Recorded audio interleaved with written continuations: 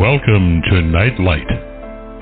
Step away from the mainstream and gather around as we enlighten the world and our realities and travel this cosmic journey we call life. Join us as we share with you and provide that beacon that can guide us all to a better way. Explore with us as we examine a metaphysical montage of spiritual insights, covering everything from the mundane to the magical, UFOs to unicorns, and everything in between. This is a time of awakening, of sharing and evolving, of spreading our wings and soaring on the cosmic breath of creation.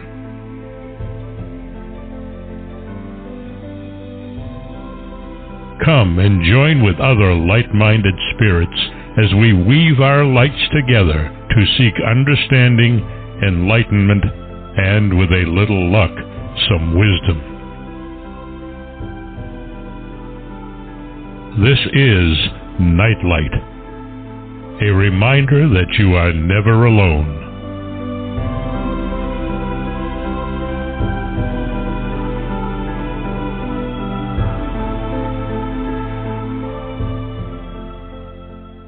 Welcome to Nightlight, everybody. So glad you could join me tonight. It's going to be a good one. Well, it's always a good one, but it's going to be a special good one tonight. Want to thank, first of all, Ken Quiethawk for his amazing intro, as always. Please check him out, Native Storyteller on the Internet. He and his wife do an amazing job of preserving a talent, a gift, and a system of preserving an antiquity in story, and it's important that we know this kind of material to help us in many ways to provide another way of people and family to remember our history.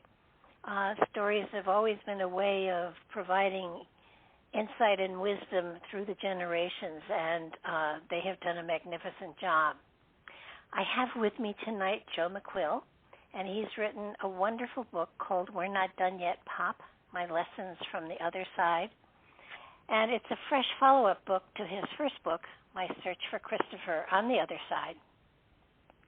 He continues to share his difficult journey in his father and son tale, We're Not Done Yet, Pop, My Lessons from the Other Side, will simultaneously finding inroads to connection and thriving on his ability to visit with his son on the other side at various thin places. Through their travels and visits to the thin places, we learn about both Joe and his son. We learn that Christopher struggled while at military school for a year and that Joe recognized this and pulled him out. We learn that Joe is a devoted member of AA and that his son's struggles and the awareness that he suffered continue to pain him even from the other side. But these struggles also continue to teach him how to be a better man and a better dad. Joe and Chris's story, which is told as a mixture of narrative, italicized visits with Chris from the other side, input and conversations with respected psychic mediums, a thread of music floating throughout, is reliable to anyone who has experienced loss or even anyone who has imagined it. Their words, father and son, speak directly to readers, providing courage, strength, hope, and connectivity, all delivered with a healthy dose of McQuillen humor. This book provides comfort and solace for all of us, reminding us life is precious, and that although some may say we go only around once, we can continue to find connection with our loved ones from both sides of the veil. Joe has been married for 27 years and a father of 3 children, one on the other side. He was the youngest of 10 children from an Irish Catholic family. Although he has had 2 successful careers, he is at heart a blue-collar kid from Buffalo, New York. He spent 25 years in the automobile business. Starting as a salesman, he worked his way up to executive manager and partner in a number of different successful Chicagoland dealerships. After selling out in 2009, he began a second successful career as a mortgage broker, something that he does to this day.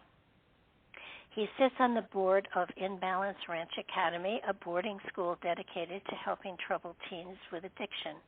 And after the loss of his son Christopher in a canoe accident in January 2016, he began running a charity golf outing to benefit both In Balance Ranch and AMP, Penguin Players, a theater troupe of young adults with disabilities.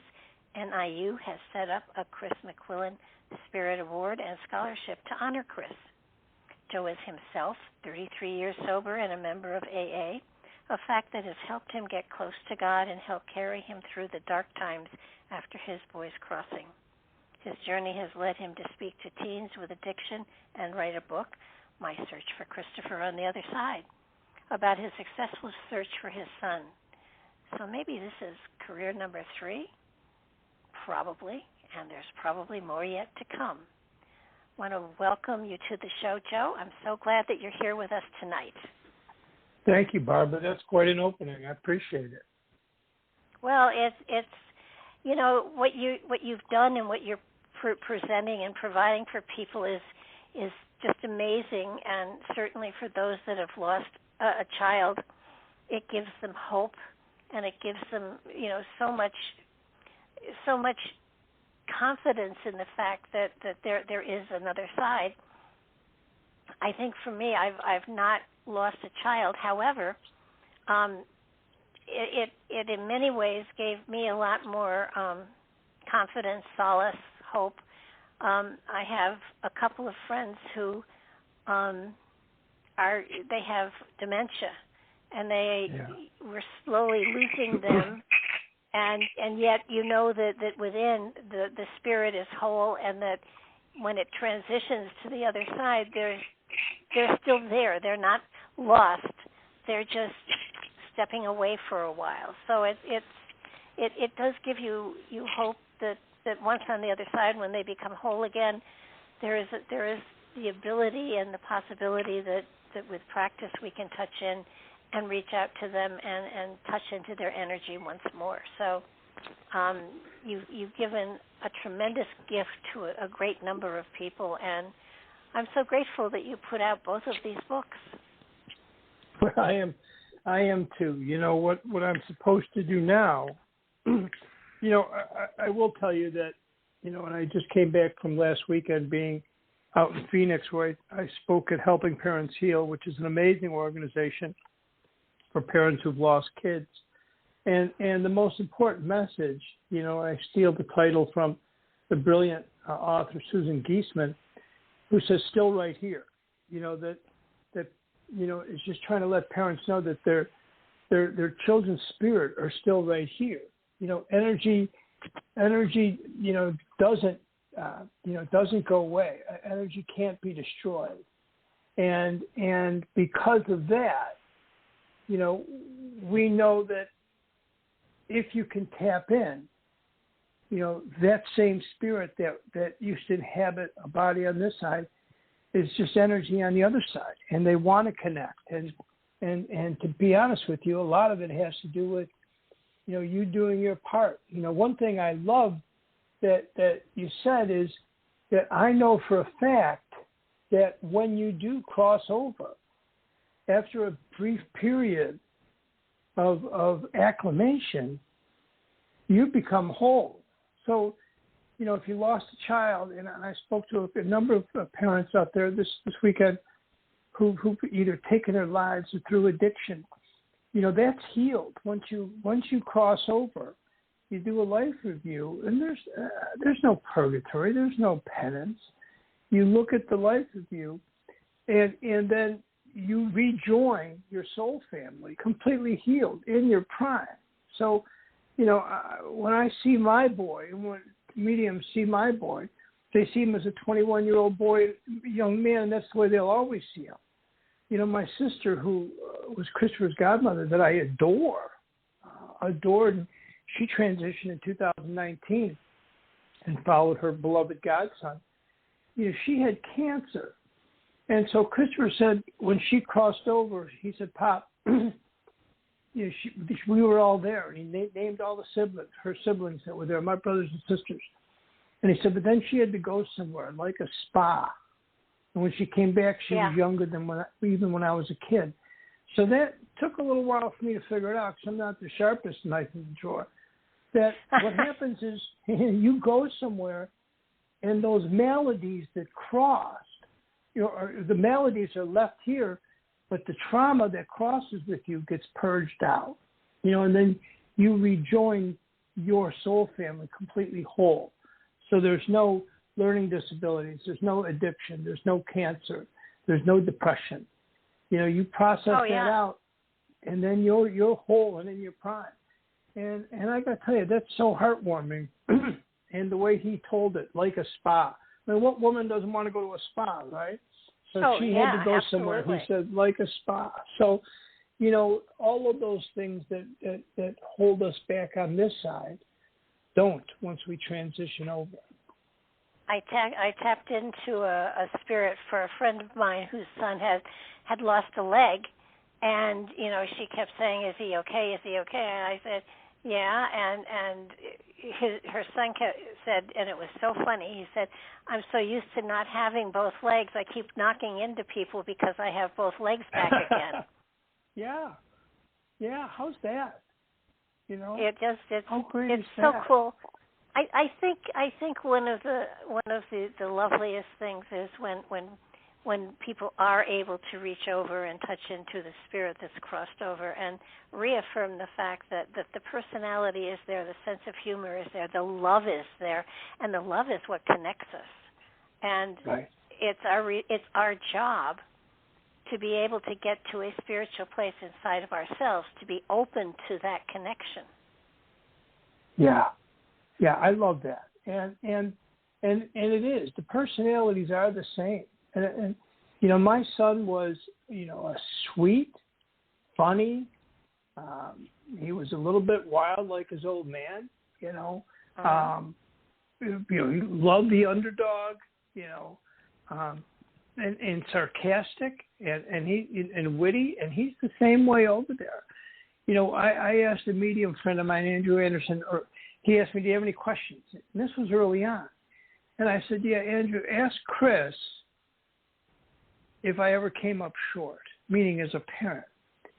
And Andrew laughed and said, "Christopher said, God, no, Pop.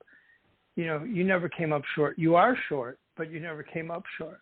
And he was laughing. And then he said he's making fun of your haircut. I happen to have a brush cut, and I certainly, and I think one of the reasons, Barbara, that I'm a good ambassador for this is because I don't look like a good ambassador for this.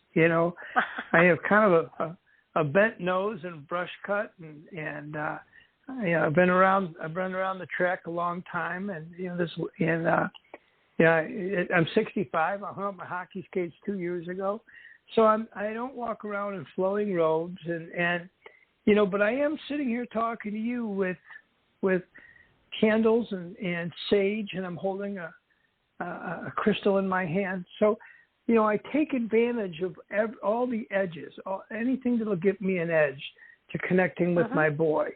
I clear the energy and meditate. I hand it out, and if anybody in your audience wants, my email is jbmcquillen, McQuillen @gmail.com. I put together a really good steps for connecting and chakra chart, which will help them find their way to reach whoever they're trying to reach, right? Oh, yeah. And I think that's the one thing that so many people don't understand. It's we do have a responsibility to be able to be a good receptor and to answer the call, so to speak. And I think that, and isn't it fortunate that you were connected to AA, which is a very spiritual organization, so it helped you to, get ready for this well before it actually happened. You know what I'll tell you? I'll tell you a great story. And I did. I found my spirituality, and I found my way back to my Father, my Heavenly Father, through AA. Now, I got to tell you, Christopher died in a canoe accident, and, 4 boys. There were 12 kids all staying at this lake house. It was the last weekend before they were going back to school after Christmas break, and partially frozen lake, a snoot full of alcohol, that bulletproof confidence of a 21-year-old, jumped in a 3-man canoe, and all 4 of them drowned, And when I made it home, you have all the details to take care of. I had to get the body back home. I had to get a funeral parlor. I had to get a plot. I had to get reception. I had to get all of the things that go into it. So every night I would finish the day exhausted, get on my knees, and I thank I thank God for my family and my recovery. But I would say, we're not good yet. We're not good, you and me, God. You took my kids.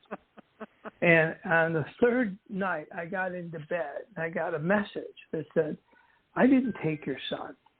Your son, recklessness and self-will caused him to come home early, and I welcomed him. And remember, I lost a son too. So it was at that moment, Barbara, that I stopped blaming God or for the accident that happened. And I didn't know it because God was trying to make me past sins or I was being punished. But at that point, I realized that we have free will and we make choices. And God was another father holding me and helping me through those dark, dark days.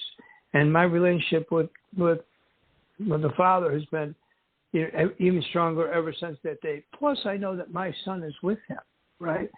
He's in his world over there. And I know he's cared for, So, recovery, which is, I think of the 12 steps, 8 of them mention God, right? Oh, So it's all about God. It's all about, name what you want to name it. I'm not a religious guy. Barbara, you can call it higher power, the Great Spirit, Yahweh, God, whatever, the Trinity. You call it whatever you want to do. But it's, it's the source that created everything that we're involved in. All these worlds are all part of his world, his source. And he's the source. And so, I think we have to humble ourselves a little bit or a lot to whoever created this, And I know my son's on the other side with him, and that comforts me. I think it's always been my opinion, and when I've dealt with families that have lost a child, it has held true. It may not be 100%, but I bet it's 90%. That when this happens to a family, it's because the family is so strong they are able to take this experience and in some way, shape, or form help other people through a similar situation. You see it time and time again. Children are murdered, or children are die in accidents or whatever. But when families lose a child, for a while the family is in turmoil. But then they suddenly come together and take the experience and use it to help other people. And well, I think, Barbara, it's a bell that can't be unrung, right? I mean, here, I'm going to tell you, it's a bad trait. I would rather have been abysmally ignorant to all things metaphysical and been able to go out and play around the golf with my son today, But I don't get to make that choice. The event happened.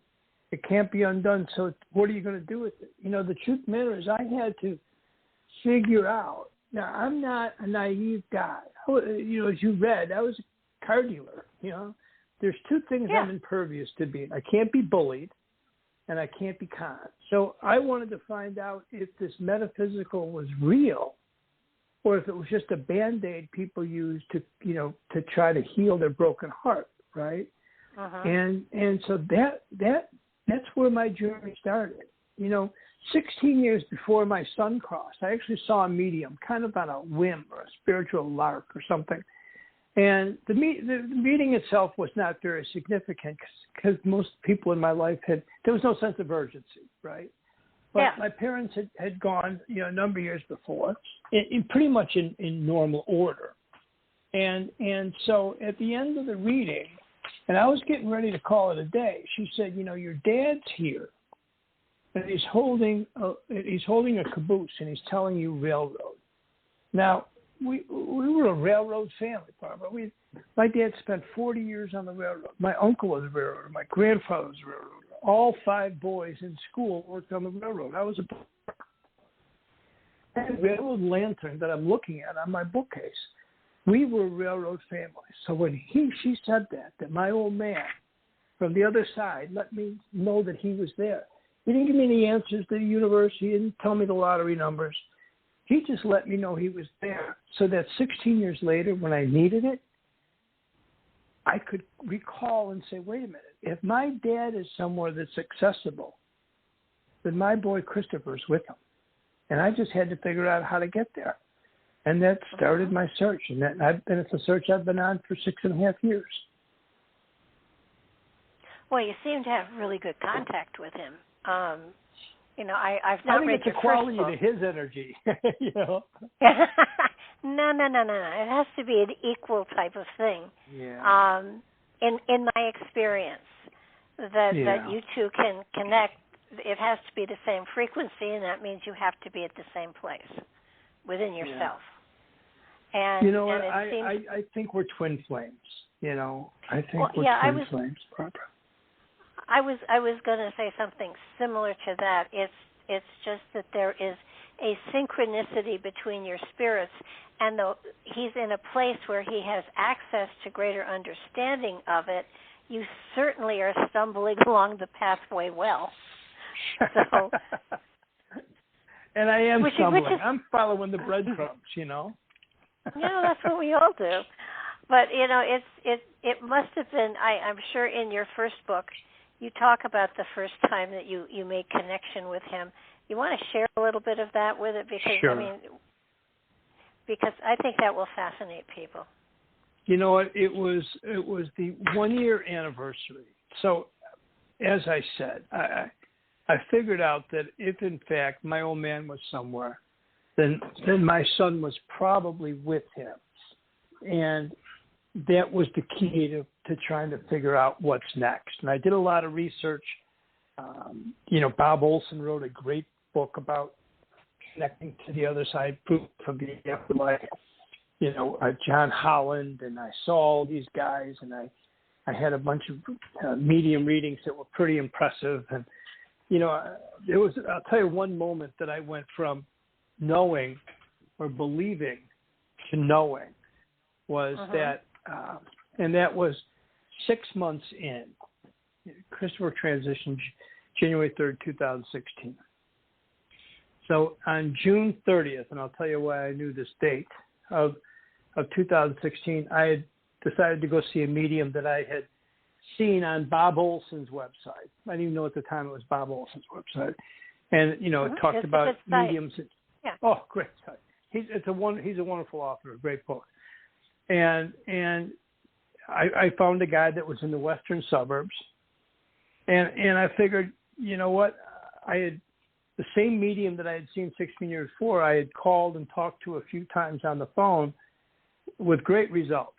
She told me things about the accident that I wouldn't know until I got the coroner's report, So I believed it. I was a believer at this point. So then I said, I want more. I want to look into the face of a medium who's looking at my child, at my son, while he communicates.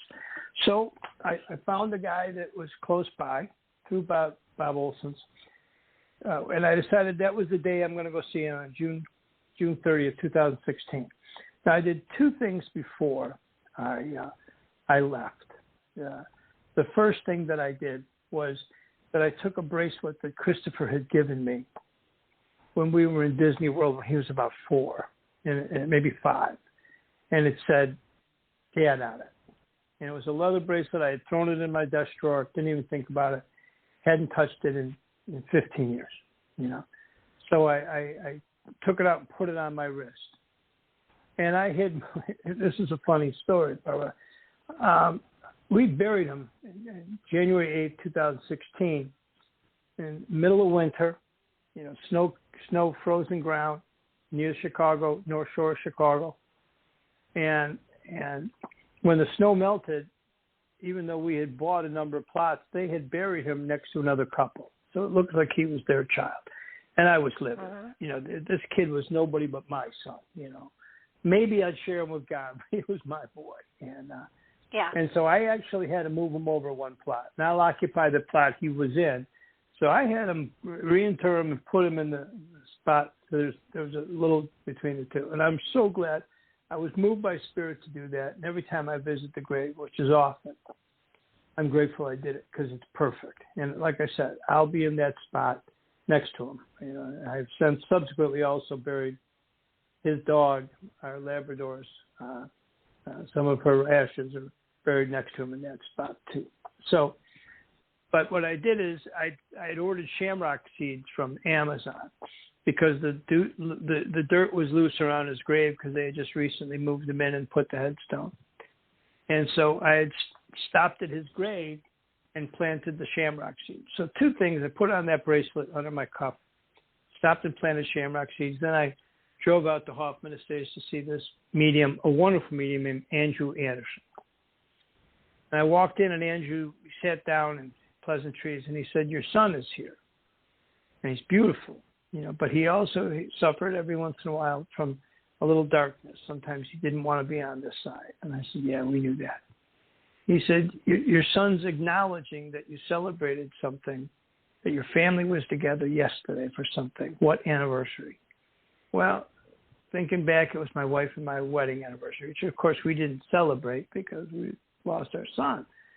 But my family, he said, had gotten together on the other side and celebrated, including Christopher. He said, Christopher acknowledges that you're wearing the bracelet he's given you, that he has given you. And Christopher is acknowledging you stopped and planted something in his grave. That's the moment, Barbara, I went from believing to knowing. I knew this was 10 minutes into this reading, and it was buckle up. Look at this info that I'm given.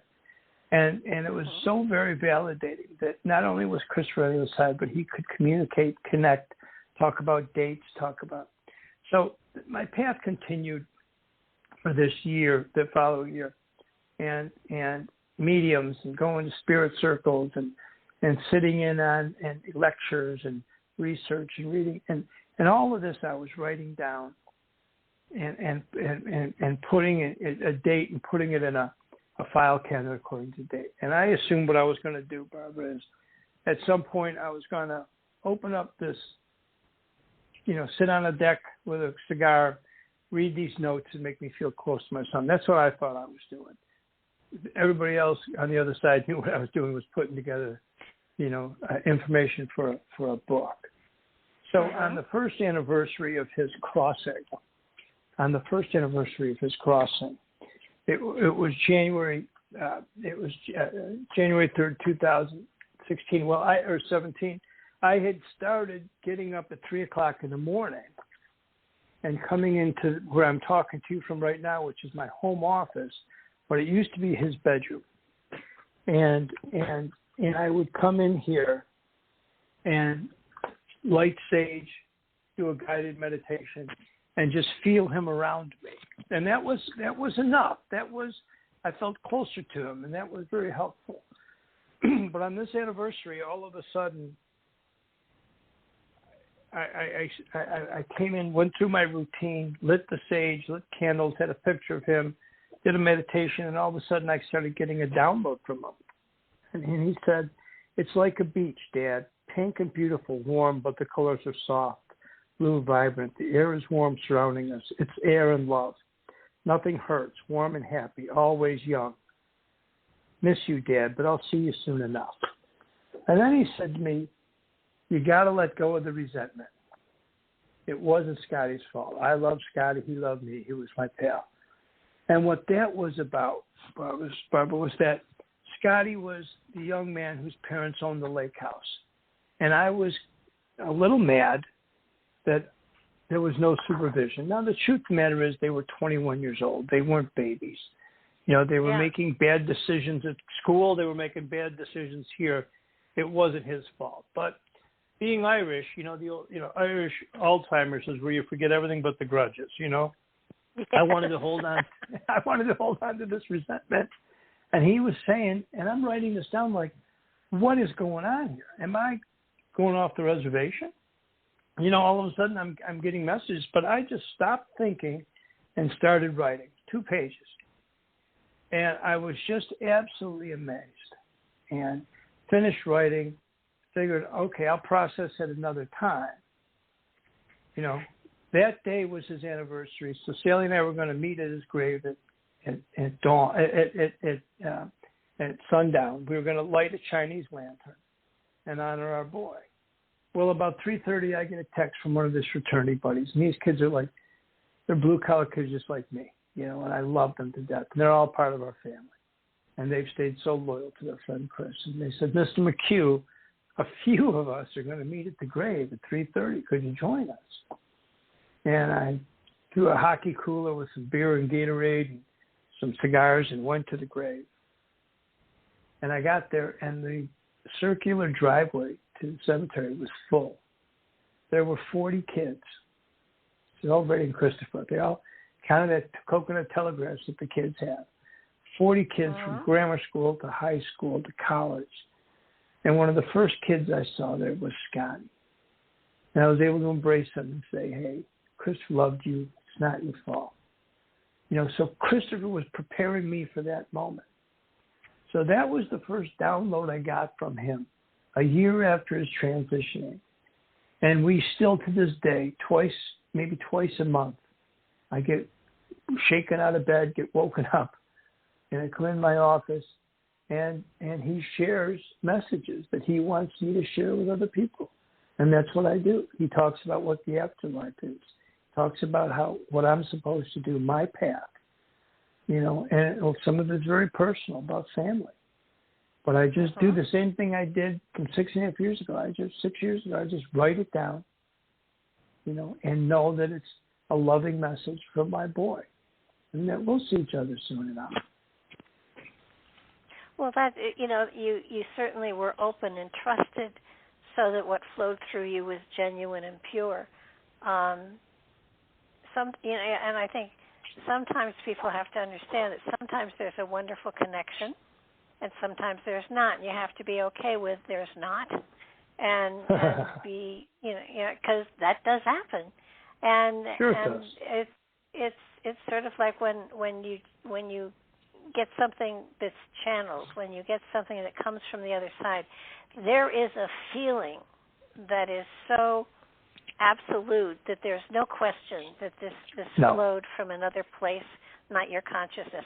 Oftentimes it's the verbiage and the way things are said, but there's a feeling that, sometimes you'll write something and I'll say to people, your ego is really, really good at pretending to be something it's not, but you can tell. You can feel it. And when you get something from Spirit, when Spirit is sending something through, there is a flow. It's almost as though you're not controlling the pen. The crazy thing is it's such an accurate statement. So at one point, Christopher was telling me about relationships. It was actually about his sister's relationship that he said wasn't going to last, and it didn't. We didn't like the guy. I guess Chris took care of that first. But he said, Dad, relationships should be like yours and Mom's. It should flow. It should be like a canoe going through water. Now, Barbara, do you think there's any way in the world I would use a canoe analogy? My son drowned in a canoe. So, it was almost those kind of offhanded things that let you know that it's not you. I went to some amazing mediums. I went to Andrew Anderson. I went to Thomas John, and I showed them these writings. And I said, tell me. And they both said, yeah, that's just Chris coming through. Honor that. Take them all down. Pay attention. Catalog it. Keep it straight. And I do what they told me. Another time he said to me, I know it scares you, Pop, getting this close to the other side. And the truth of the matter is it doesn't. It doesn't scare me a lick, right? But the fact that he was wrong is validating, right? They're not omnipresent. They're not God. They're just soul's energy, spirit on the other side. So the fact that he was wrong gave me validation that it is him. He's made a mistake. One time we were talking about an event in Arizona, and he said Old Tucson, and it wasn't. It was Old Scottsdale. And I thought, that's great. He made a mistake. He's not perfect. He's an evolving spirit on the other side. And the validation is that he can make a mistake. They're not omnipresent. They're not God. They're just energy. I think one of the things too, I've heard some psychics and mediums say that animals don't have spirits, and that's not true, because I see them on the other side all the time. And I'm sure there are tons of people out there that have lost an animal that they loved, and I'm a cat person, so I have often, when one of my cats has been with me for 10 or 15 years, after they have passed, I will feel them jump on the bed. I know they're there. Right. So, Chris has told me about our Labrador. Oh, yeah. We've had 2 Labradors. One that he was there when, the dog was 6 months old, and we brought Chris home from the hospital, and he was there when we sent her home, and many mediums said he's there with a big yellow white dog, and that was Casey. And then Cassidy transitioned just this May, which was his dog also. He just adored her. They were best friends. And he told me, he said, Pop, the minute she crosses, she won't be lonely. I'll be there. And then he came through and said, when she crossed, she ran right to me. And he said she was running, playing, and laughing. And she was a 14-and-a-half-year-old lab, so all of a sudden she was a pup again. And the next day my wife did a reading, had a reading that she had scheduled with a wonderful medium named Jill Nicole. And Jill said, do you have 2 dogs on the other side? And we had just, our lab had transitioned the day before. And she said, yes. She goes, one just recently. And Sally said, yeah. Cassidy just transitioned yesterday. She goes, she's with Chris, running and playing and jumping up and down, kind of obnoxious, but really sweet, and that was our dog, So I know, the Irish say, Barbara, that heaven's a place where your dog talks and your dad's always young, and I'm grateful for that, because I know I'm going someday too, and I'm not worried a lick, because I know what it's like, because Chris told me. Mm-hmm. Well, I would bet you have a lot of work to do before you get there. Want to share a little bit with our listeners about the ranch, which I think it sure. sounded like such a fabulous place to go to, and let's see, what was it called? It's called the Balance Ranch? In Balance Ranch Academy. And it's run and operated by, the Barrasos, Patrick and Betsy Barrasos. And we were worried about my son. I'm going on almost 38 years sober now. And we were worried about our son. Genetically, kind of had the McQuillen curse, And so through a wonderful educational consultant, we found this amazing place. And it used to be a dude ranch in the middle of Sierra Vista, which is maybe, 10 miles from Tombstone, town too tough to kill in southern Arizona. And Patrick's vision was to put this ranch on to help boys with addiction from 14 to 18 years old. So we sent Chris out there for a year, and then he stayed on his staff. He was a life coach and kind of a legend, and they loved him out there. In fact, there's one of the bunkhouses for one of the residents for the kids who stay there. It's called McQuillen Manor. They built a new bunkhouse in Christopher's honor. They built a new fire pit dedicated to my boy. So I believe a piece of my son will always be in the desert out of that ranch, because they helped bring the best part of my son back to me. He grew in spirituality. He would do sweat lodges, fire pits, all kinds of spiritual journeys he took there. So the ranch, we raise money for Imbalance Ranch through the golf outing that I do, and in other ways, and for scholarships. So it's an expensive thing to send a kid away to school, and most parents can't afford it. I'll go out there and I love it because it'll be me and the boys for about 45 minutes, me and about 30, 40 boys. And these kids were all just like me, Barbara, arms crossed, know they have all the answers. Well, by the end of our little conversation, our little powwow, we're hugging, crying, trading phone numbers. And it's because I am them. I am that kid. I didn't learn about this through books.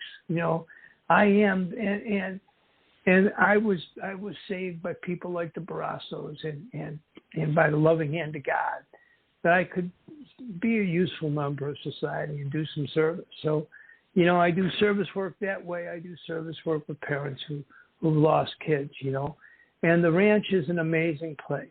If anybody wants to make a donation, it's in Balance Ranch Academy. They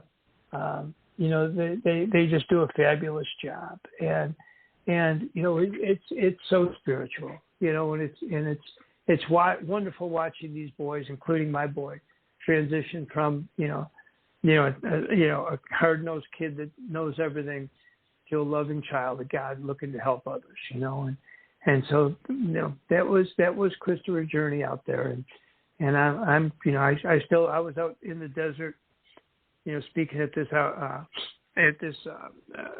Helping Parents Heal conference, and just standing out on the balcony overlooking the desert, I could just feel my boy all around me. A piece of his spirit will always be part of that. Well, I think that one of the things that I have found and that I have seen is that working with animals of any kind, but especially horses, yes, they have an amazing ability to intuit what's going on inside your head.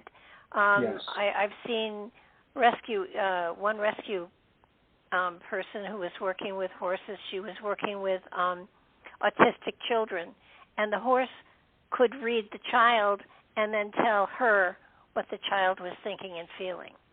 So it makes perfect sense to put them in charge of these huge, wonderful, loving beasts that are so powerful and so gentle.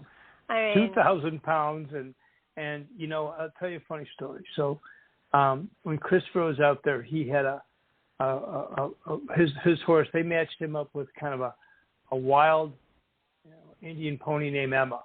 He was a Palomino or a Pinto, and a beautiful paint.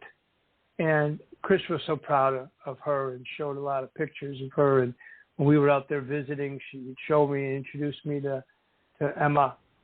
And 2 years ago, when I went out there and I talked to the boys, and I was taking a trip to Sedona too, a thin place. So I went to in the ranch, and I talked to the boys, and I walked around and just felt him everywhere. And as I was leaving, I was passing the corral by the main gate, and I texted my wife, and I said, "Hey, what was the name of that horse that Christopher was connected with?" And Sally said, "It's Emma." And so I yelled over a couple of the ranch boys. I go, "Hey, guys, where's Emma?" And they said, "Over in that pasture over there." And I walked over to the gate, and there were 8 or 9 horses. And I did what I ducked under the gate and stood in there in the corral. And dang, if Emma didn't, of all the horses, Emma walked right up to me and put her head on my shoulder.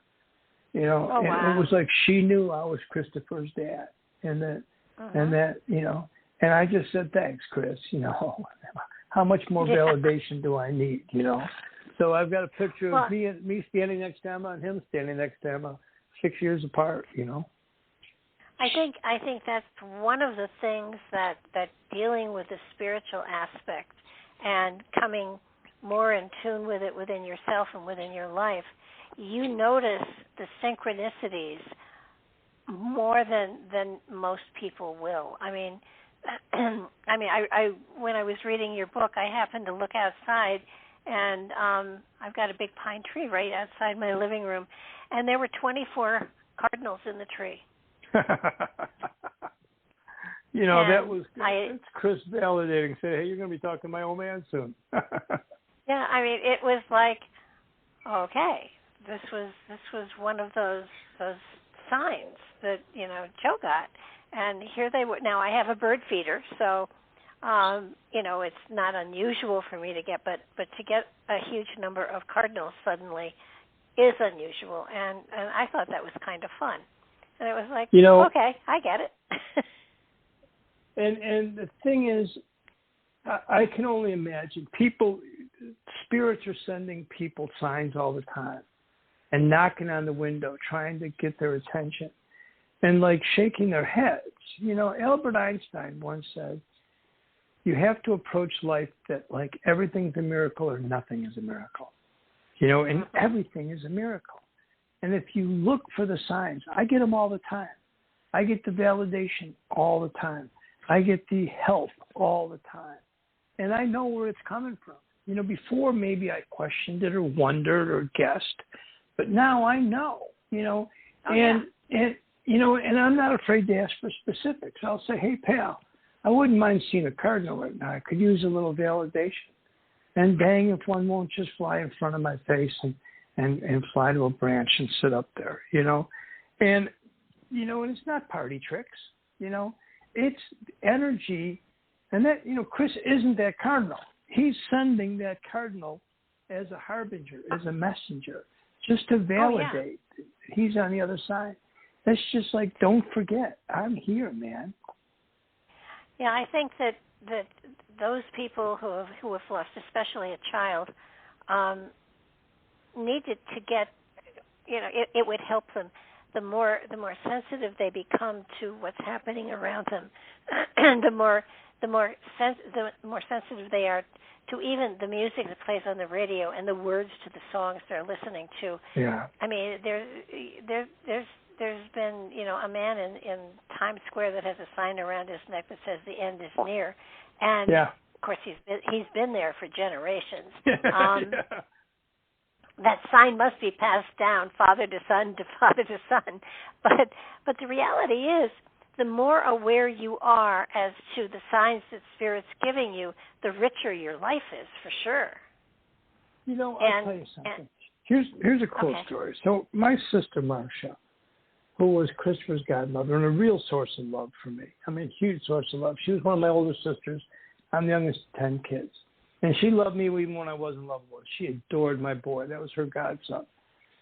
And you know, she after Christopher transitioned and she left a couple of years after. She said to me, she said, honey, Joey, I read your book. You gave me the greatest gift. I read your book. I'm not afraid to die. That from somebody that provided so much love and support that a year later on my birthday, I always see a medium on my birthday. I saw this Jill Nicole out in the western suburbs.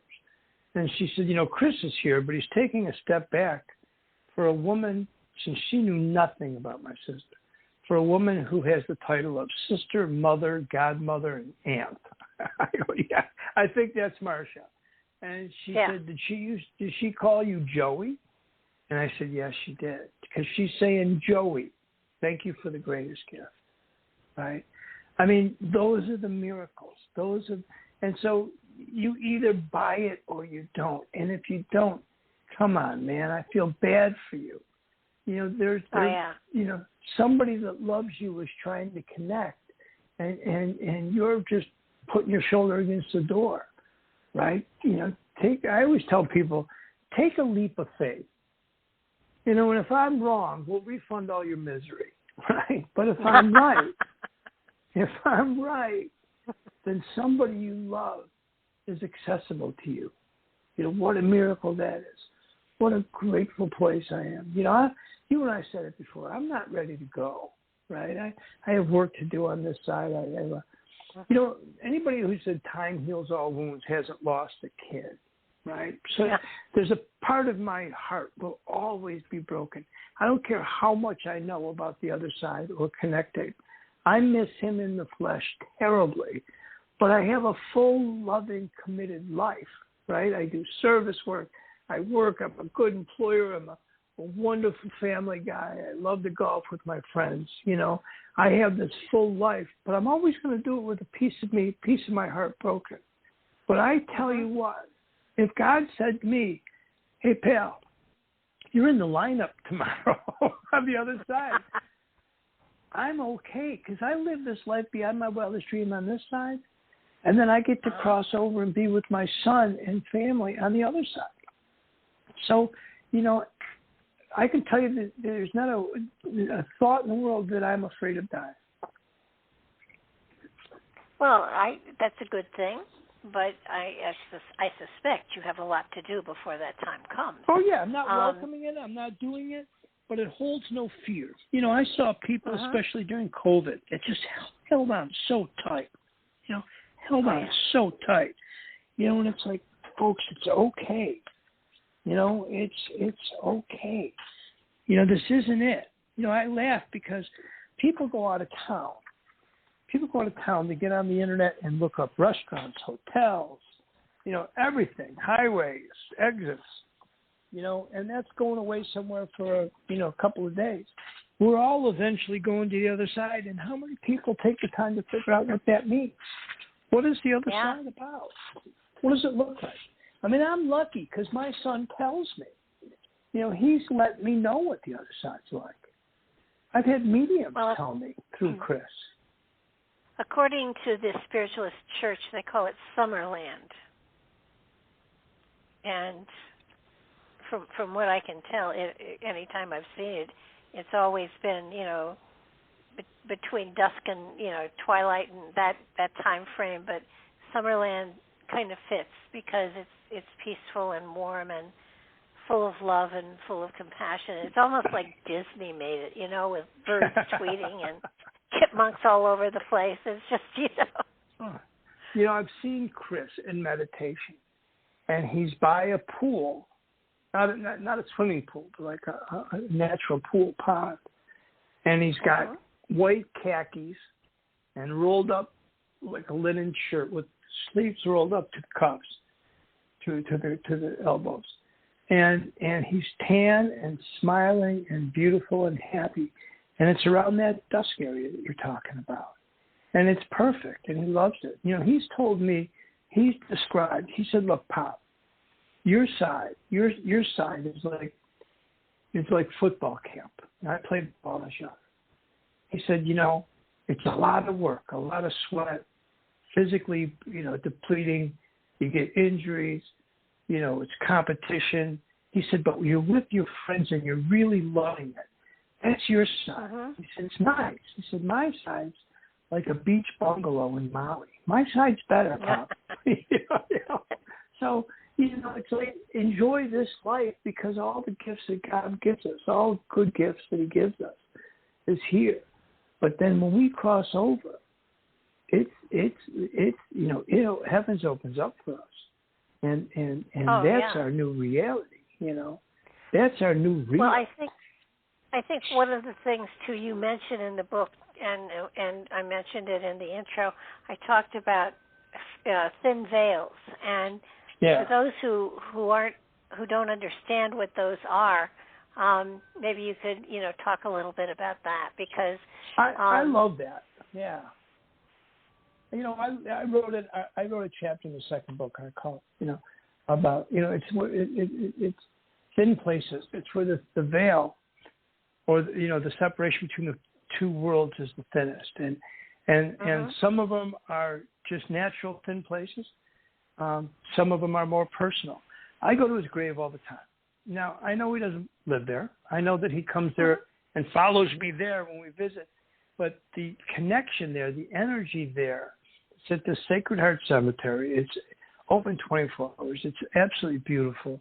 And the energy there is just perfect. I look out into the hedges, Barbara, and I imagine when he'd be coming home from Tucson with his duffel bag over his shoulder and a big smile coming through the security gate at O'Hare.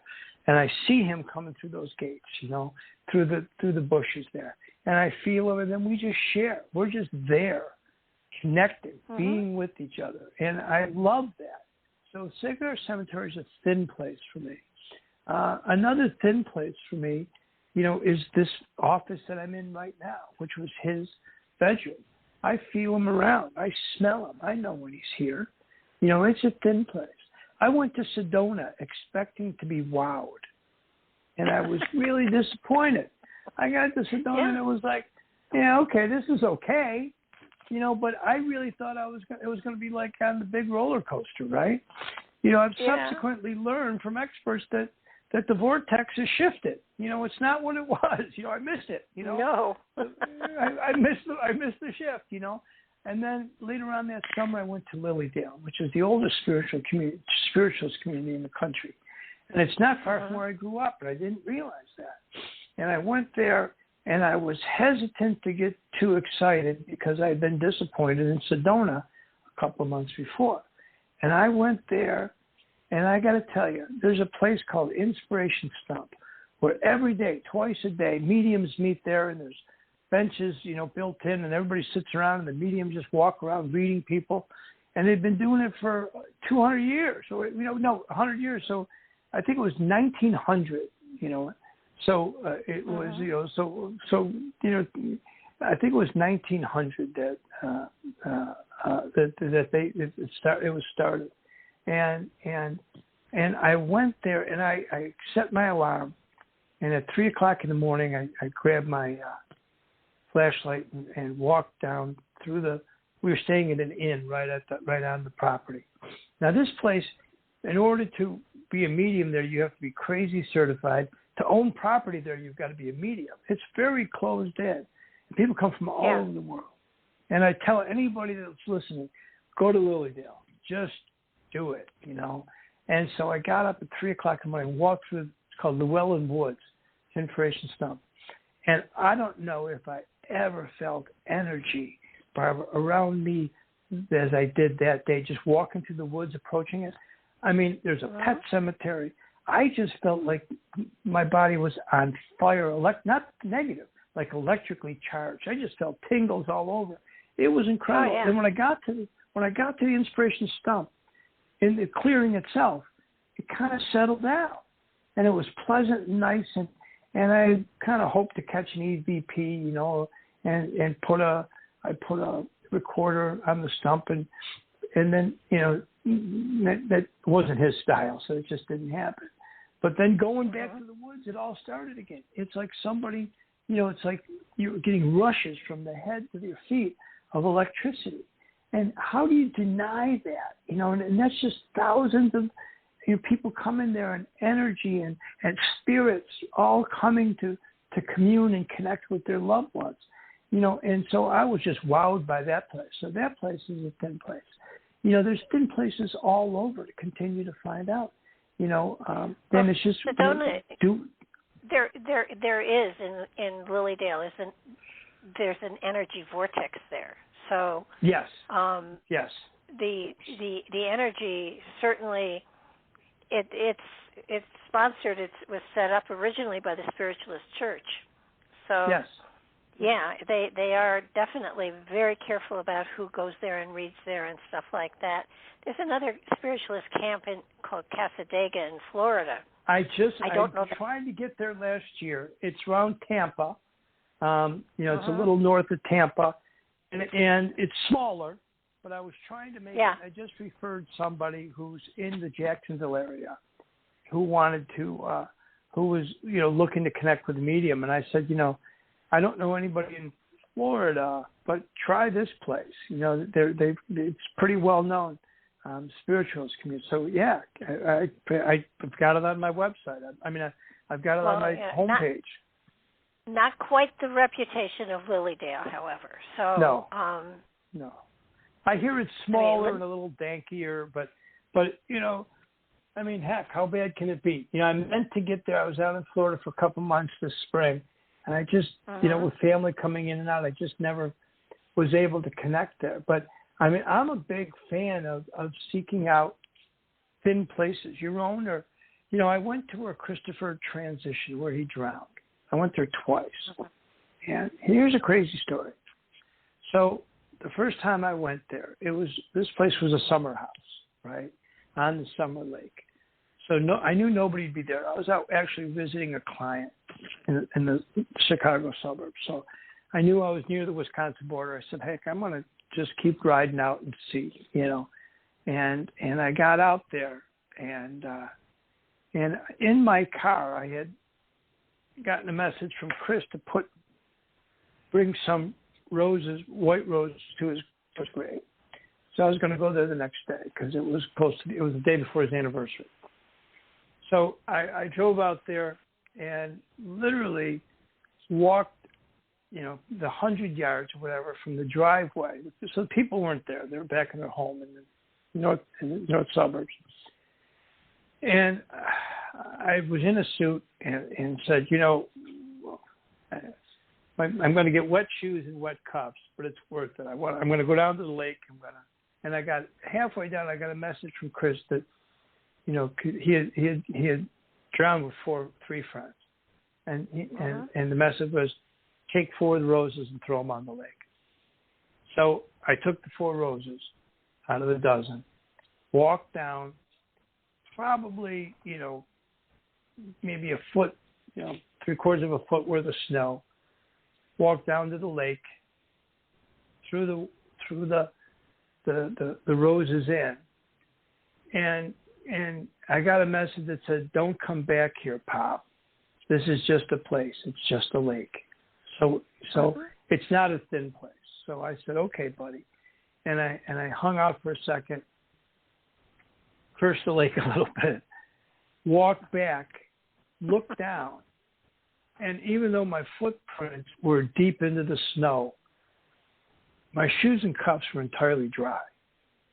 Oh. And it was like, well, that's wild, except that I'd been experiencing enough of this stuff that I just kind of laughed. And either that was him messing with me a little bit, or he didn't want me driving an hour and a half home with wet shoes and cuffs. But either way, I had perfectly dry pant cuffs and perfectly dry leather shoes, and I was told not to come back. Nothing. It's not that the lake is bad, right? It's just that it doesn't hold anything for him. There are other places that do, and that's not one. So I continue to find the thin places and seek them out. Florida, Siesta Key. I'm sitting here with a little jar of Siesta Key sand. I didn't know this until I wrote the first book. I was finishing the first book. And I went to my friend Al. He got married, my dear, dear friend. And his first wife had passed away of cancer maybe 15 years ago. And I was out there for the wedding, and it was the same year Christopher transitioned. It was November of 2016. I didn't want to go to a wedding, but, I'd go through fire for Al. So I went to this. And after the reception, everybody's, having their parties or whatever. I saw my opportunity for an Irish goodbye and just took off, jumped in the rent-a-car. And in the GPS, I just put beach. So I got to Lido Key and Siesta Key, 2 wonderful beaches, 2 nights in a row, where I just felt Chris amazingly through me.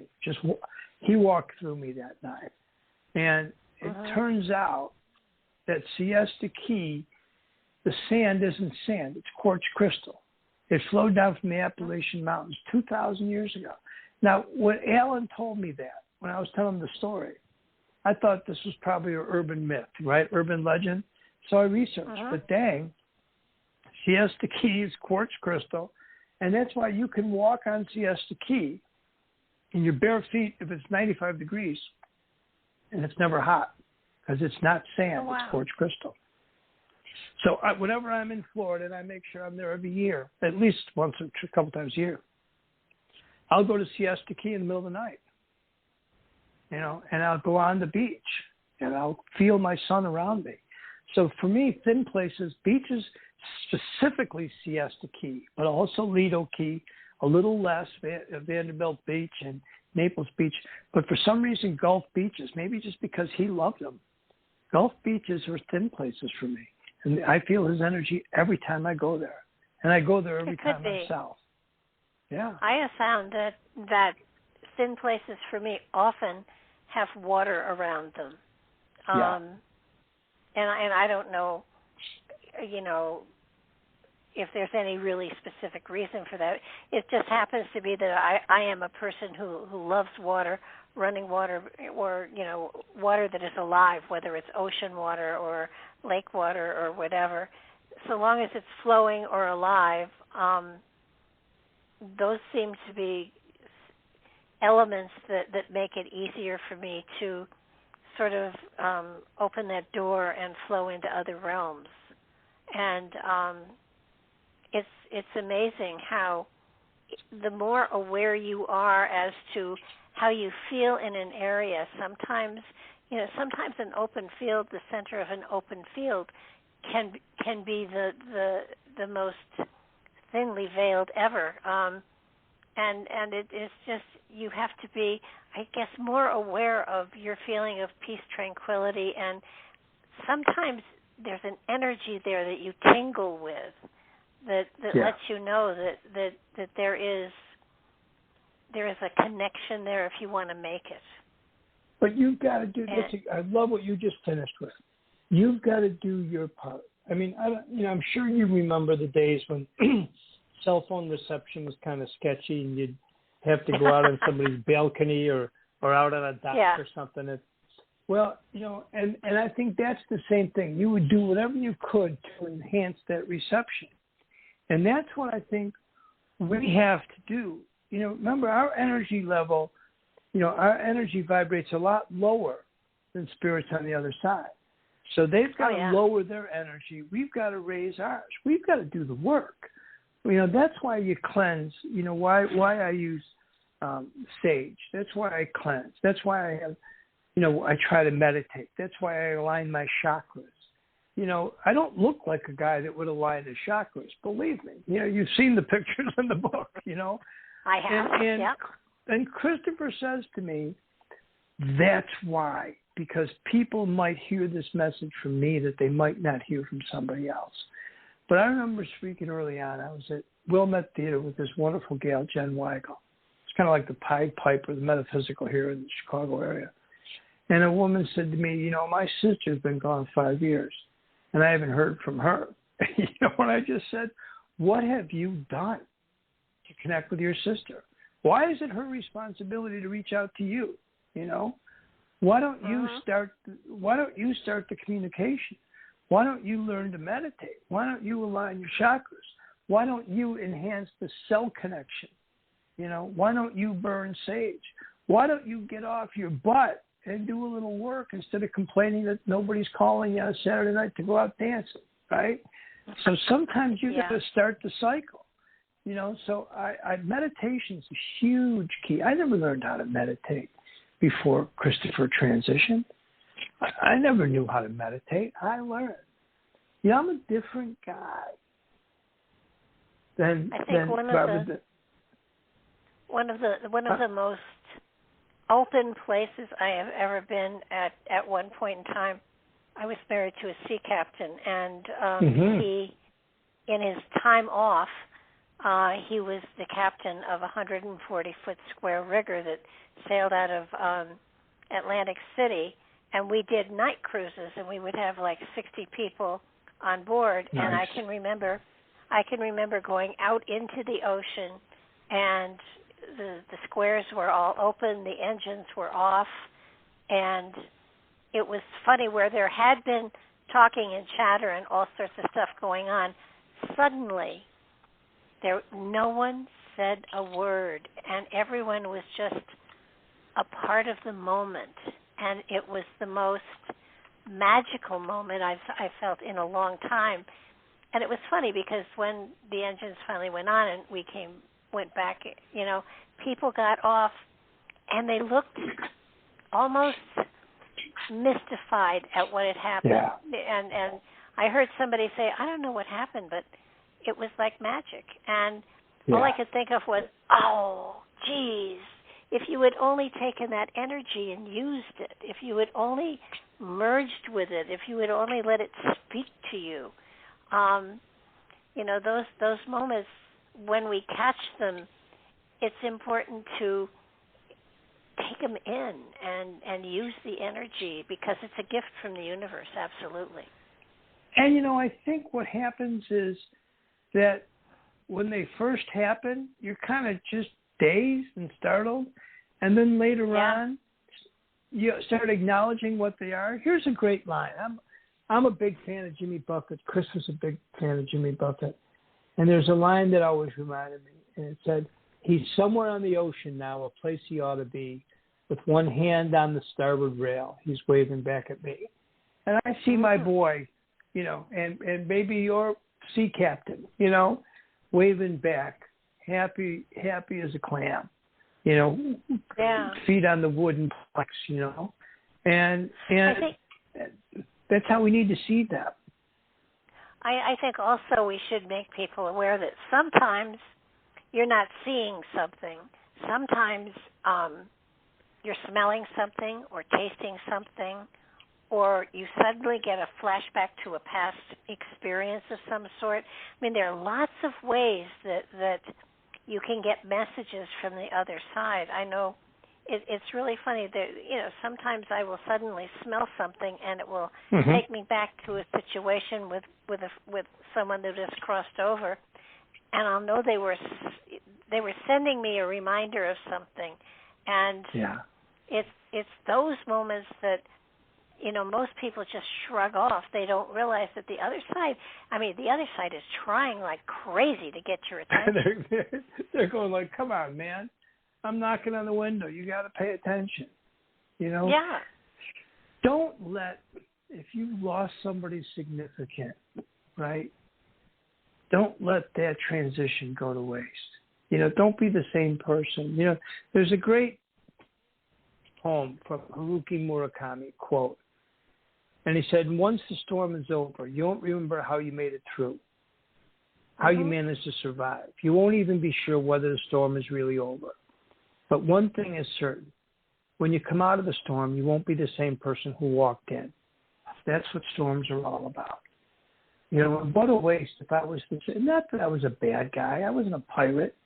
But I'm not the same guy I was prior to January 3rd, 2016. I care a lot more about people, especially people who've lost children. I care a lot more about broken hearts than I ever did before. So I wasn't going to waste this transition. It changed me, and it changed me for the better. I clearly it did. Now you've got a wife and 2 other children. How did it affect them? Oh, so my wife, who's just magnificent. I've been married. Shelley and I have been married 31 years, and first time I saw her, she took my breath away, and I never looked at another woman after that. And she's brilliant. She's a therapist. She's coming out with her first book about raising a challenging boy and then losing him. She's working very closely with her editor on that now. And she's brilliant and loving and supportive. And, she gets the fact that I get this gift where I get to connect and hear from Chris. She feels him all the time. She knows he's around. He adores his mama.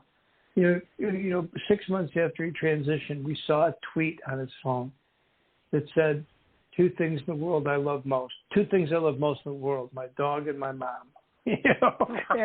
And so that's how he feels about his mama, But I think the reason I get these messages is because, I use it to connect other people who've had that loss, right? And it's a journey he wants me on. So Sally's completely on board. Seen mediums, know he's around, connects with them, had wonderful healings with Rebecca Rose, and we've had these amazing experiences with mediums together and separate. And so, but like me, sometimes we'll just look at each other and start crying and kind of go to different parts of the house because we don't want to tear each other's hearts apart. We're both broken because of this, even though we spiritually know we'll see our boy again and he's around us. My son is, putting his life together, but, his older brother was his hero. William was a state-ranked lacrosse player in Illinois and just kind of walked away after, his brother transitioning took the wind out of his sails. He's out in Boulder. He's doing fine. He's got a wonderful girlfriend working hard. but you know, he in the second book there's a chapter called The First or the Worst that he wrote. You know, my daughter Caroline works with me. She was a teacher. She's 26. She's wonderful, and I adore her. And she's mad at her brother, you know, and doesn't want to hear about mediums. Doesn't want to hear about the metaphysical. she's just mad at him, you know. She told me one time. She said, "Dad, we were finally getting close, and then he left me," you know. And so one thing we do, Sally and I, we've done plenty wrong as parents, you know, but we let all of us heal and grieve in our own fashion at our own pace, right? If Caroline doesn't want to sign on to what I'm doing, God bless her. She's a wonderful gal, you know. William's more open to it, but, you know, he's 22, you know. And to look at him, it almost stops you because he looks like his brother. He's become kind of a mascot to all the boys that were the Alpha Kappa Lambda, which was a fraternity Christopher was in. All these boys are, you know, he just came back from hiking with them in the Smoky Mountains, and they come out to the golf outing, and we go to all the weddings. And William's kind of their mascot, their little brother, you know. And so cool. And sometimes you'll see them looking at him like, holy cow, he looks just like his brother, or he said that just like his brother, you know. So, you know, step by step, you know, Barbara, we're all walking through this heartbreaking world, but you know, they can't heal on my agenda, and I can't heal on theirs, you know. And so I give them lots. All I can do is love them, just love them to death, well, you know. I think you've made a really good point that I want to kind of underline here, that everyone heals in their own way, in their own time. There is no set 6 months you should be here, a year you should be here, a year and a half. That's wrong. If you are overcoming a loss of any kind, especially a child, but even a spouse or a good friend, it takes time, and everybody has their own time frame that you know, they'll go along and they'll be just fine, and then all of a sudden the dams break and you don't know why you're here. You know, it overwhelms you. It happens every day. To this day, happens every day. Oh yeah. At least once a day. I mean, I'll step on some emotional landmines, you know.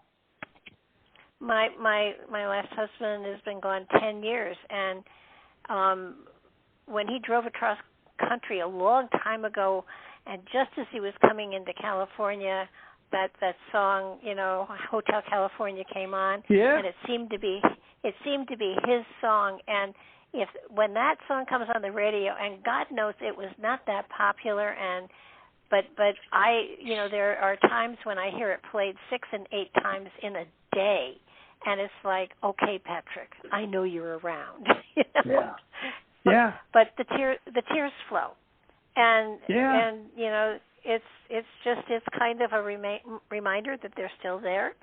They're watching over you. They're with you, and if you're open to communicate, there are ways that you can work on yourself to be able to get the communication that they so deeply want, as well as you. It's just that, you know, they're not coming for lunch, so don't set a place. But you know what? I don't want to be over it.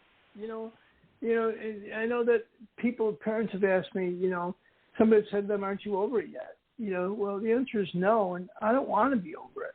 I always want to, when I hear a song like, you know, a Jimmy Buffett song, you know, son of a sailor. You know, I'm glad it still tugs at my heartstrings. I'm glad it still gives me pause. You know, I don't want the connection. I'm not riling in my grief, but I will tell you that at least once a day, I do stumble on something and I stop and I cry. And one of the messages I gave to the parents out in Phoenix was that it's okay not to be okay. You know, you don't have to be okay because other people think you should be. You know, find other people. You know, if somebody thinks you should be okay, let's face find other people. A piece of your life has been torn out, and you mourn that, and that's okay. Yeah. That's appropriate. But and it's okay. You know, at the same time, you know, you're here for a reason. You have a job to do. Right. And you know, and it's a different job than I had before. I tell you, my job before was raising my kids and being a good family man and a good producer and all that stuff. You know, I have a different job now. You know, I'm still supposed to do those things. I have a path now that I'm supposed to provide service and supposed to provide paths to people who think that it's over, you know, think that their children are gone, you know, and it's amazing. I, you know, stumbled on.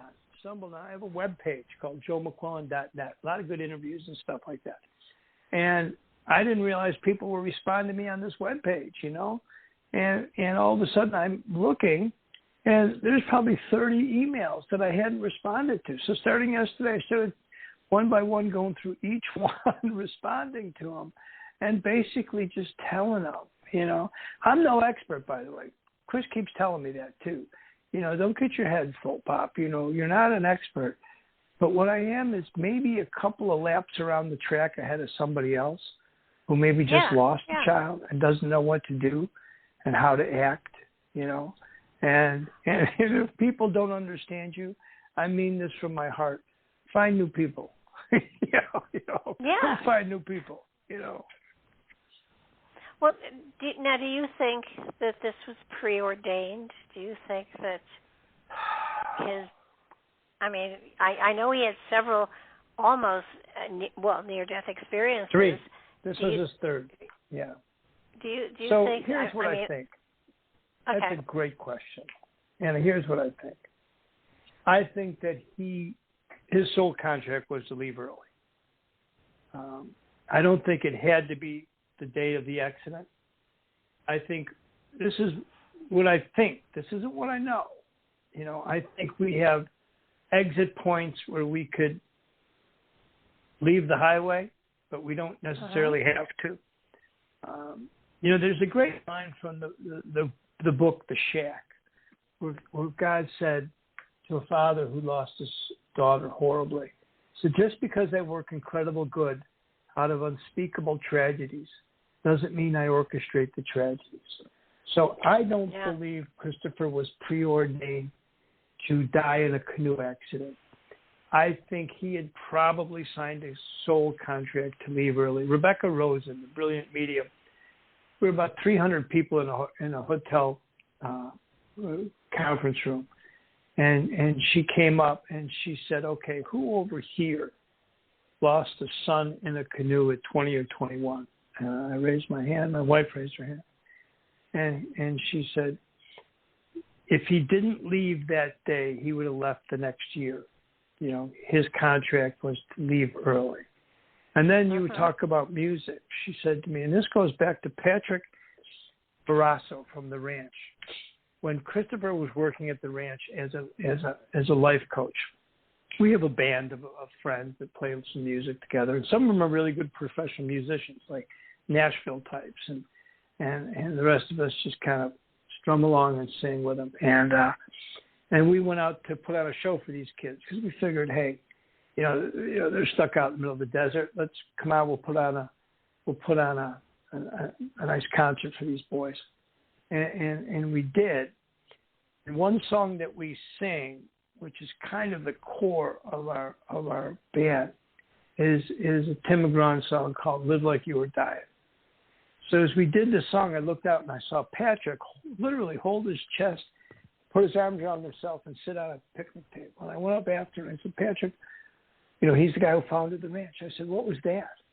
He said, Joe, I founded this ranch with a friend of mine who died of cancer. That was his favorite song. That was the way he lived life. And so we do that song every year at a golf outing. We dedicate it to Patrick. But now we're sitting in this hotel room in middle of Chicago, and Rebecca Rosen said, your son Christopher's in a Hawaiian shirt. He looks like Brad Pitt. He's beautiful.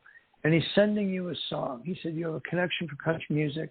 And he's sending you a song, and it's Live Like You Were Dying. Does that make sense to you? And I was like, holy cow, does that make sense to me? So, the music sometimes is a way for them to connect and validate.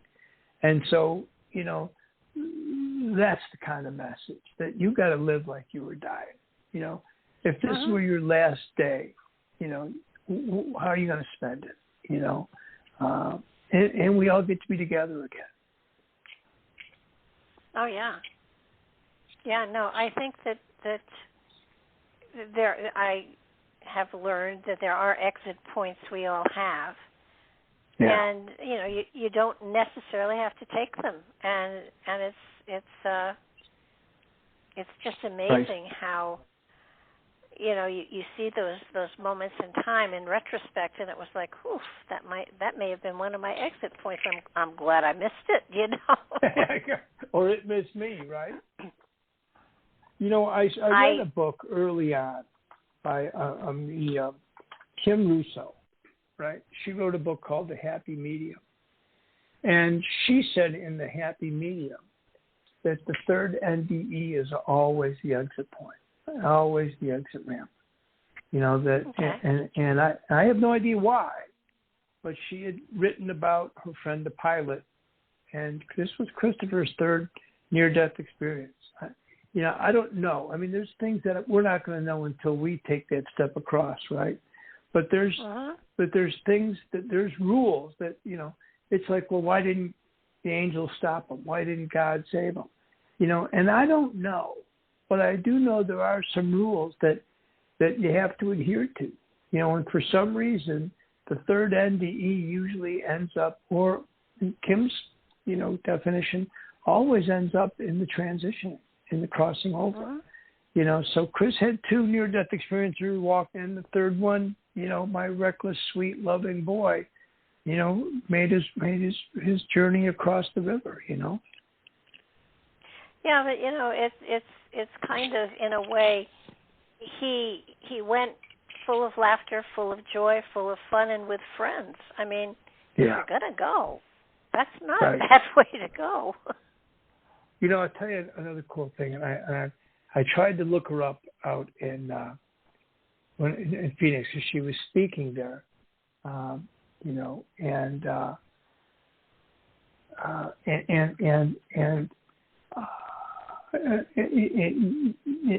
Mary C. Neal wrote a book called Heaven and Back, and she's this brilliant surgeon who drowned in a canoe in South America and then came back and wrote this amazing narrative. And she wrote about what it was like to drown. Now, Sally and I never talked about it, because we both had this fear that it was lonely and scary and cold in this lake in January in Wisconsin. And she wrote how that was blissful and peaceful and beautiful in her transition. And it just made, I literally had to pull over, Barbara, and cry. I had to pull over and cry with relief because I knew my boy wasn't in pain or in fear, that there was this blissful transition and that he just woke up on the other side. And I'm so grateful for that. And I realized I sent her an email and tried to find her, but I think she just come in for her presentation and took off. But I wanted to meet her and just say thank you. She gave me a lot of peace, and so that's what I hope. The peace that Mary C. Neal, Dr. Mary Neal gave me, about that experience, I want to give other parents about other experiences, so that they know, and know that's not a void. That's I've been given this amazing gift of connecting with my son, but I got to give it away to keep it, right? If I hoard this like King Midas's treasure, maybe it goes away, and I'm not taking that risk, So I'm going to share this gift. I'm going to talk to you, and it's amazing. I had a wonderful conversation with a gal whose son just transitioned not long ago. We just had this wonderful conversation on the phone yesterday. She said, "Do you have time to talk to me?" I said, "I'll find time. I'll find time." And you know why? This is important. I live my life two ways: to please my God and make my son proud. And if every decision is based on those two tenets, I can't make a bad decision. I can't go wrong. Oh, absolutely right. Excuse me. There is a poem. Excuse me. And it's the love in your heart wasn't put there to stay. Love isn't love till you give it away. I like it. I like it. Me too. I like it.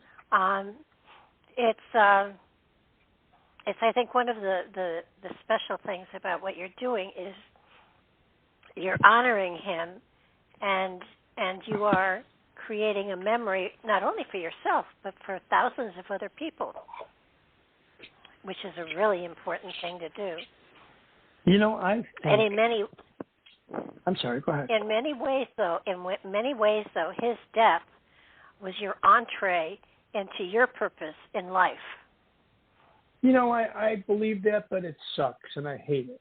You know, I hate that thought.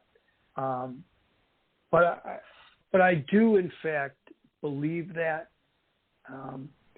You know, I wish it wasn't true. You know, I wish that my purpose didn't involve his crossing, but I think it is. You know, I think, you know, it's one of two things, that we made something good and tangible out of something horrible. But I do believe that. But his work, Joe, was done. Yeah.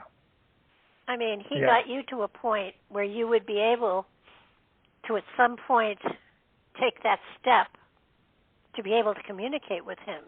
So, you know, he crossed over so that he could establish his link on the other side. That was his job. I know. It's heartbreaking, but I completely believe that, you know. Well, you've got so much, you know, you've done so much, and I'm positive there's another book.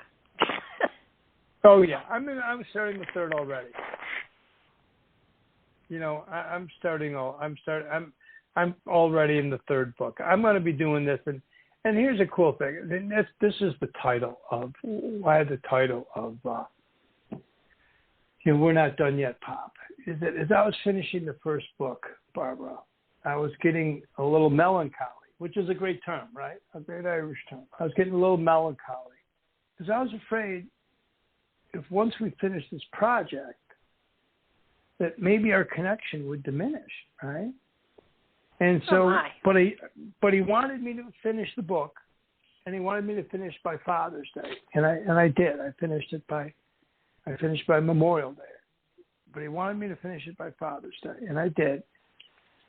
And then he said to me, "We're not done yet, Pop. We're going to be writing books until you cross."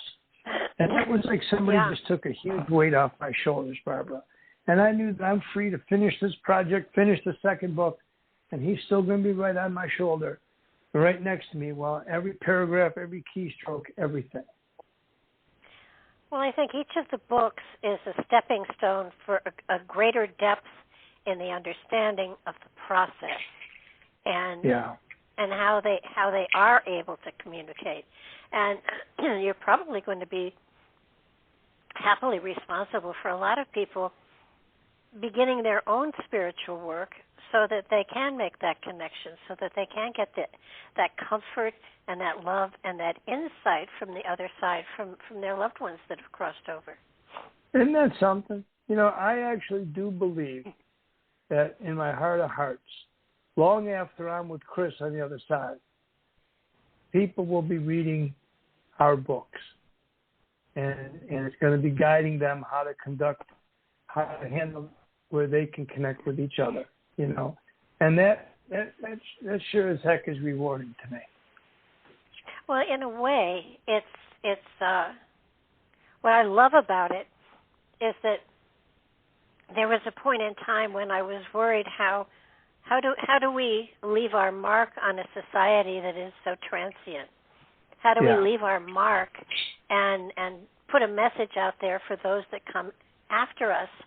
And then I realized that electronically, every radio show is an energy that floats out there for all of eternity. Yeah. So that this radio show and other radio shows, some of them strange and some of them wonderful, are going to be out there forever because they're on an electronic energy wave that can be picked up a million years from now. So that this is my way of, Oh yeah. Look, the impact that you're making on the universe.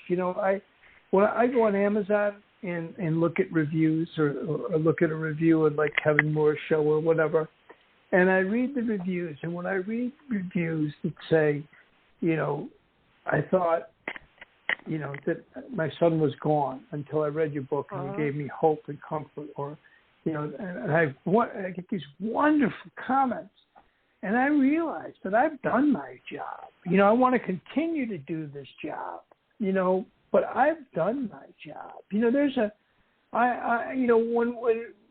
When he was buried, we had Timothy 2, and I don't quote scripture, but it said, "For I am already being poured out like a libation, and the time of my departure is hand." And so that just means that, no matter what happens going forward, Barbara, I've done my job. I've put it out there for moms and dads to read if they're looking for a little guidance and a little love and a little support, and a bit of a map quest, That's what Christopher and I have already done. We're going to continue to do it. But if the party was over tomorrow, I'm comfortable that I've done my job. Well, he was the first domino, and I can see a whole line of dominoes stretched out all over the place. You know how you flip the first domino and they keep flipping after that forever and ever and ever and ever. Yeah. He was the first domino for your particular purpose here, and the more you put into it, the more you stretch yourself out, the more people you touch, and the more dominoes begin to fall, so that there is a greater understanding of the other side, and that it's nothing to be afraid of, and that our loved ones are there. And I personally believe in reincarnation, so do I.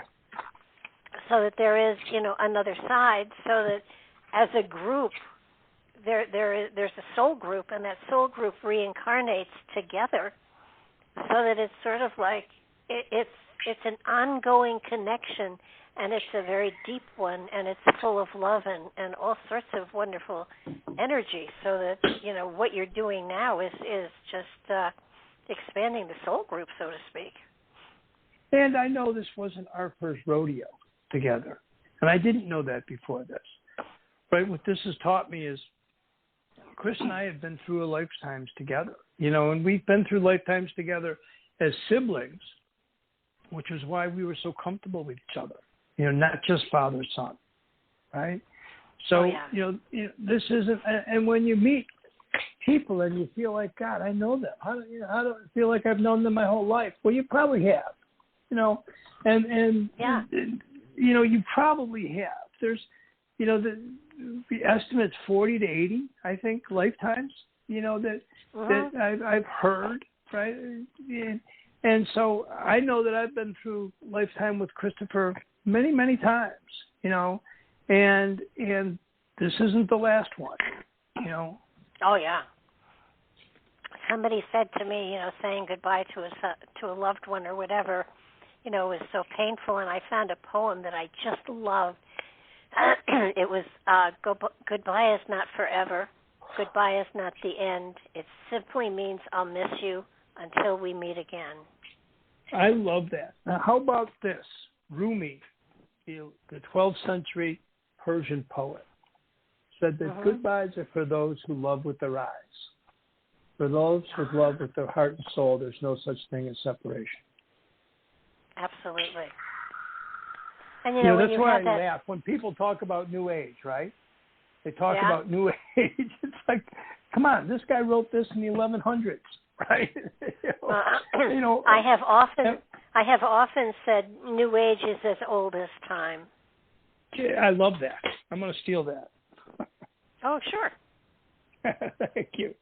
I love that, and it's like people talk about the afterlife. Well, it's only after this life, right? Yeah. It's only after this time around. And I believe in my soul of souls that, if you want to, you're done. If you transition and you're done, I believe my father has been done since he transitioned this lifetime in '88. I've been told that he's done. He's been through the ringer. He is finished. I believe Christopher's going to want to come back and be a father, right? Oh yeah. And I was worried about missing him on the metaphysical superhighway, right? And until I figured out that the spirit that's Christopher McQuillen, son of Joseph McQuillen, will always be on the other side. But a part of his soul will come back as a new spirit. Well, yeah, and there is no time on the other side. I mean, right. Time is something, we use on this plane, but not that one. So, but, excuse me, he was talking about different levels, too, and you compared them to the 12-step, which I thought was very cute. Has he explained the different levels at all to you at all? Yes, yeah. When he was at the ranch, they had, there was different levels of spirituality.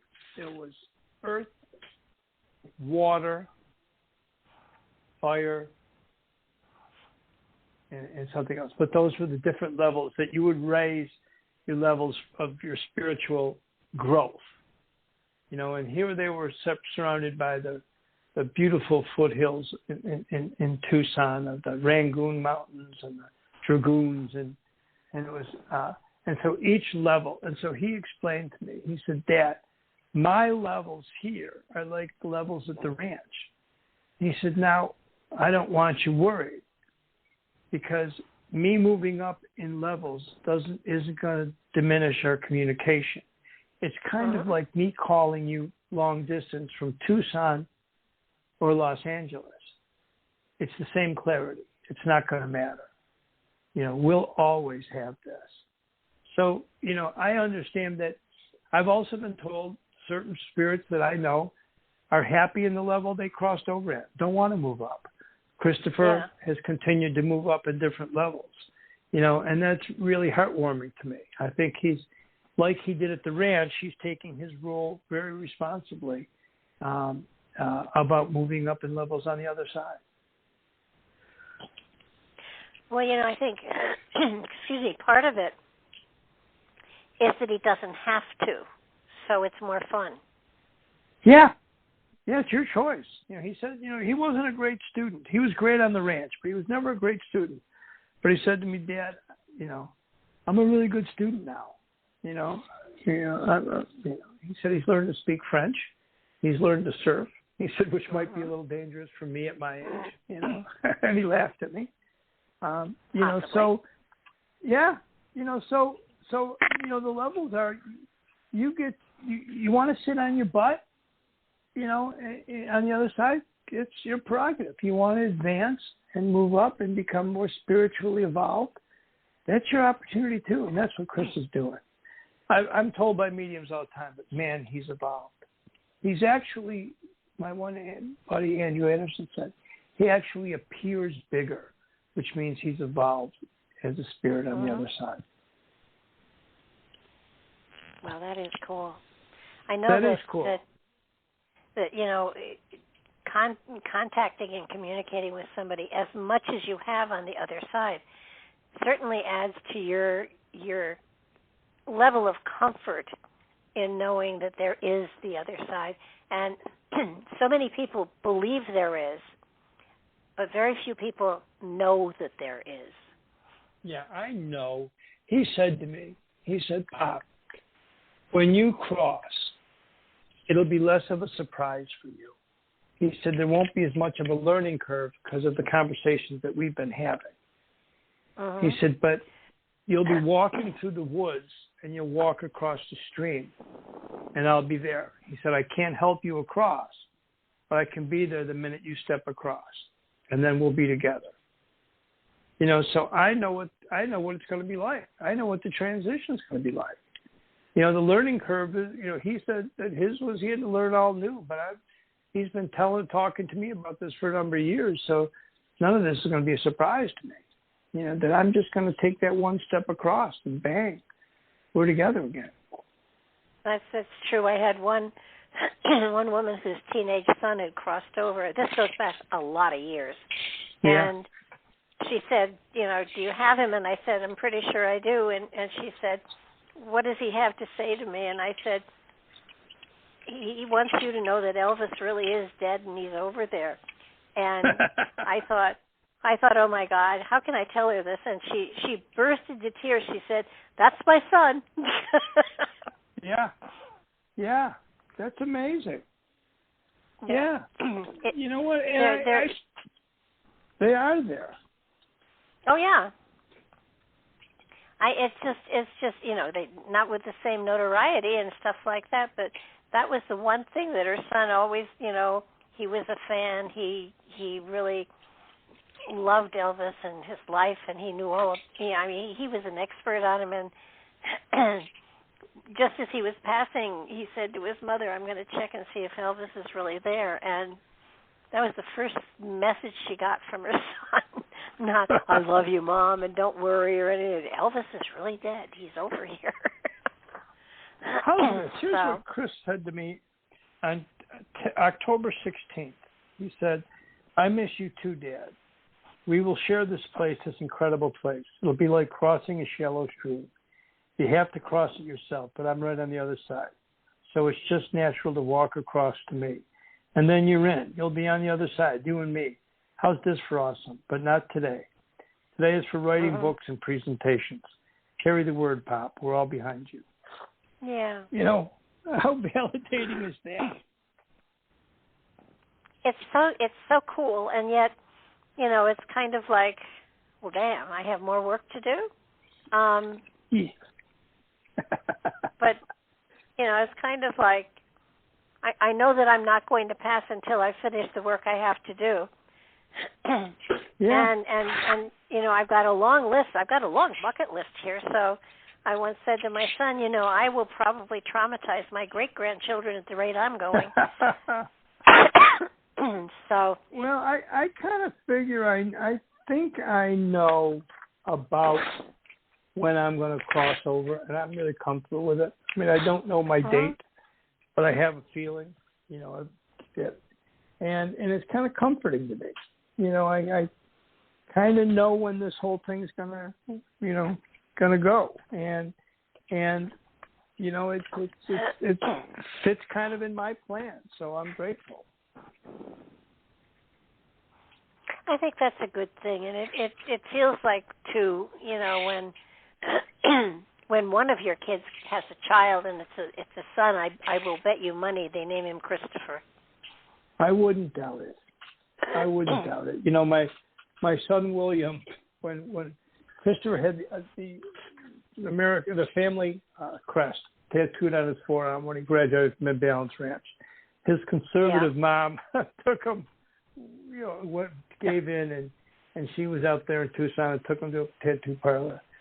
And William, when he was 16, took Christopher's driver's license after Christopher transitioned that I had put away, and went to a tattoo parlor here where you have to be 18, and showed his ID, and he looked like his brother, and had the same family crest tattooed on his forearm and his bicep, and I have a feeling that when William has a son, he'll be Christopher. Oh yeah, I wouldn't doubt that at all. Me neither. No, I think that both your kids too are going to come to terms in their own way. It's they both had different relationships with him when he was alive, so it would only stand to reason that they would have different time frames in dealing with the whole process on their own. And he's working with them, and he's told me that. He said, don't. We were worried about Will, and he said, don't worry about Will, Pop. I got him. You found your way. I got him. So when your son in spirit tells you he's got him, he's got him. It's okay. Well, also one of the ways that the other side does communicate with us is in dream state, and it wouldn't surprise me at all if that's how he's working with his brother and his sister. Yeah. I think she's still a little. It's going to take a little while to break through, but we got time, And I think Chris is already coming to Will. Well, I bet he's actually with both of them. They don't even probably notice the coincidences and the synchronicities that are happening in their lives that are allowing them to be more comfortable with the whole process. Yeah. I know. Yeah, I know when he's guiding me, and I think they're learning.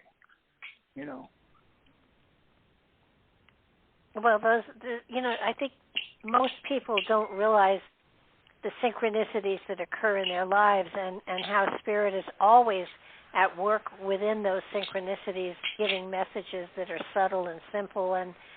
And the more you recognize the synchronicities, the more you recognize the coincidences and write them down, the more connected you are to the whole process, and the more easily it is to then transition over to actually communicating with the other side. I think you're right. I think it's 100%. I think sometimes it just takes. You got to let go. It's like being It's like being on the.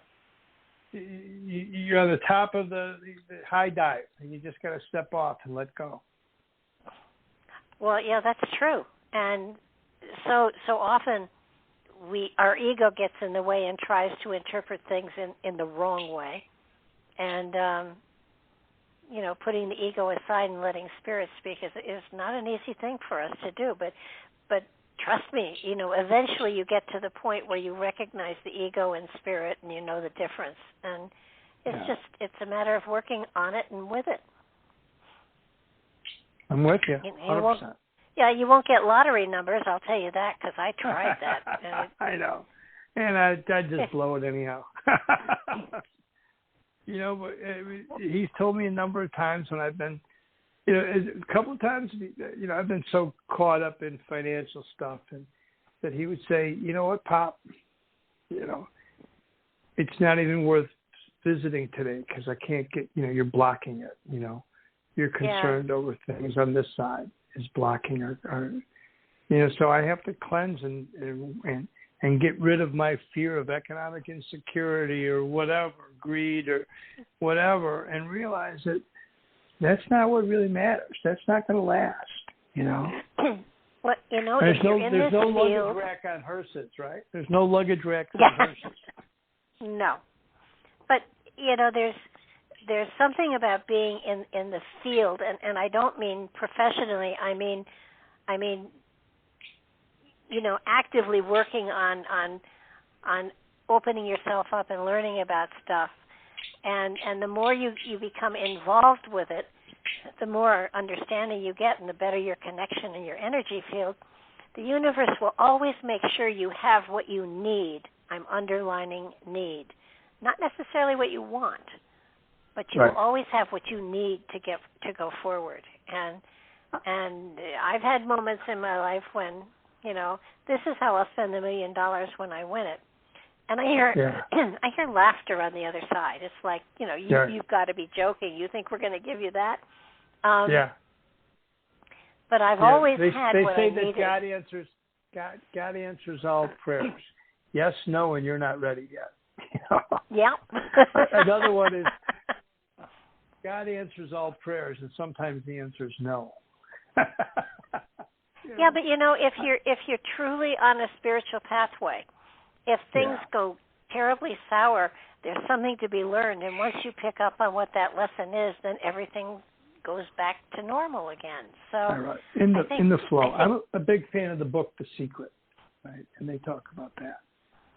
You know, Oh, yeah. you got to be grateful. You know, and when the universe does open up, you got to show gratitude, and you got to pay homage to whoever, you know, is the source. You know, in this case, God. You know.